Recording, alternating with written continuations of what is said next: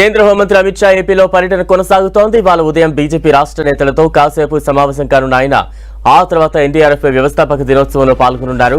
ఉదయం 11:30 కృష్ణా జిల్లా గన్నవరం మండలం కొడపావులూరులోని ఎన్డీఆర్ఎఫ్ 10వ బెటాలియన్ కు చేరుకుంటారు.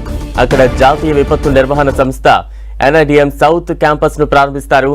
ఈ కార్యక్రమంలో సీఎం చంద్రబాబు, కేంద్ర మంత్రులు రామ్మోహన్ నాయుడు, బండి సంజయ్, ఉప ముఖ్యమంత్రి పవన్ కళ్యాణ్, రాష్ట్ర హోంమంత్రి అనిత, ప్రజాప్రతినిధులు పాల్గొంటారు.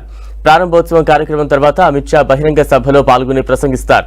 మరోవైపు నిన్న రాత్రి ఉండవల్లిలోని సీఎం చంద్రబాబు నివాసంలో ఏర్పాటు చేసిన విందుకు అమిత్ షా హాజరయ్యారు. ఈ విందు సమావేశం గంటన్నర పాటు సాగింది. ఈ సందర్భంగా అమిత్ షాకు ఘన స్వాగతం పలికారు కూటమి నేతలు. అమిత్ షాతో CM Chandrababu, deputy CM Pawan Kalyan భేటీ అయ్యారు. ఏపీ బీజేపీ చీఫ్ పురంధరేశ్వరి కూడా ఈ సమావేశంలో పాల్గొన్నారు. అంతకుముందు ఢిల్లీ నుంచి గన్నవరం విమానాశ్రయంలో దిగిన అమిత్ షాకు మంత్రి నారా లోకేష్ సాదర స్వాగతం పలికారు.